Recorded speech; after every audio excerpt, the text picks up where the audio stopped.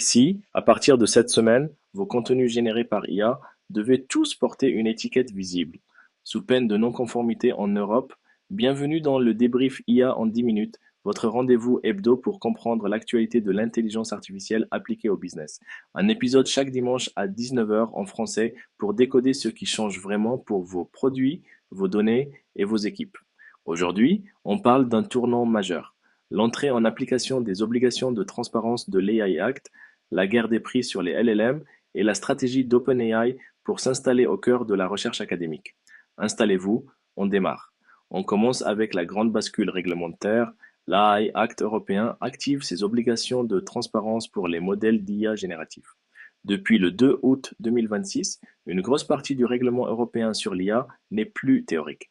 Il est pleinement applicable pour nombre d'obligations, en particulier celles qui touchent les modèles d'IA à usage général, concrètement les grands modèles comme GPT-5, Claude, Gemini, Mistral et consorts.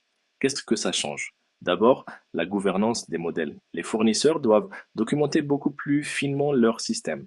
Données d'entraînement, méthodes de réduction des risques, capacités et limites des modèles. Ces obligations ont commencé à s'appliquer dès 2025, mais là on passe à une échelle supérieure, avec la perspective de contrôle réel. Ensuite, la transparence pour les utilisateurs finaux. Les services qui s'appuient sur ces modèles doivent mieux signaler quand un contenu est généré par IA et permettre aux utilisateurs de comprendre qu'ils interagissent avec un système automatisé. Pour les entreprises qui intègrent ces modèles dans leurs produits, ça veut dire deux choses. Un, vous ne pouvez plus vous contenter d'un simple Powered by AI. Il va falloir cartographier où l'IA intervient, comment les contenus sont générés et comment vous les marquez. 2. Si vous opérez dans des domaines à haut risque, recrutement, scoring de crédit, éducation, santé, une partie des obligations techniques est reportée, parfois jusqu'en 2028.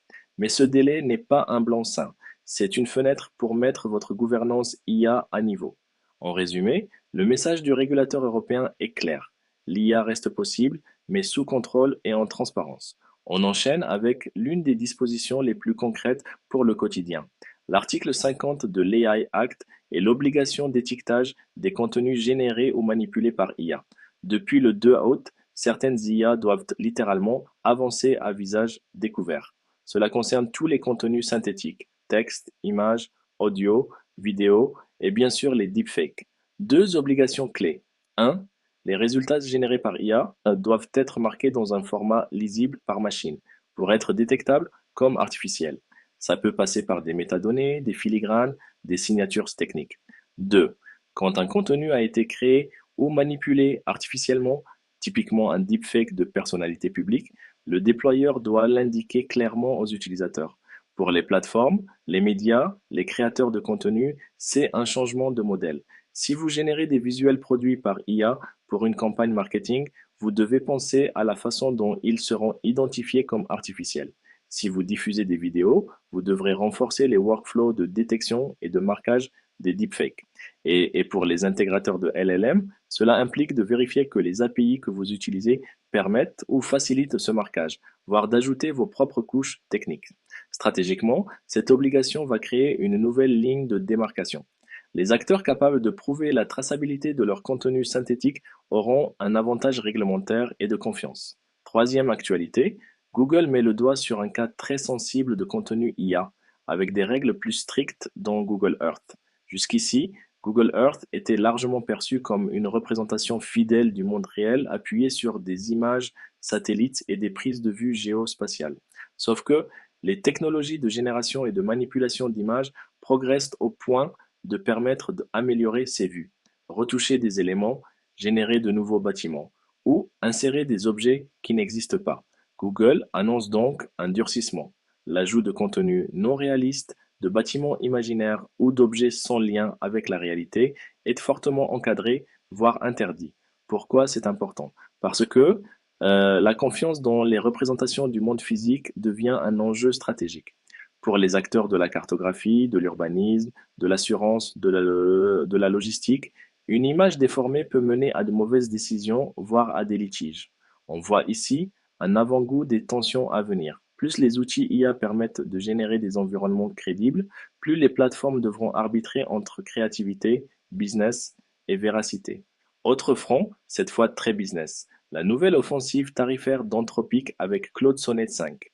Claude Sonnet 5 est disponible depuis le 30 juin, mais c'est surtout sa grille de prix qui frappe.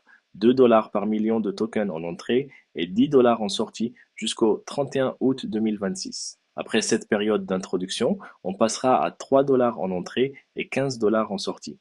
Qu'est-ce que ça signifie pour le marché? D'abord, que la bataille ne se joue plus seulement sur les benchmarks techniques, qui a le modèle le plus puissant, mais sur le coût réel pour les gros volumes d'usage.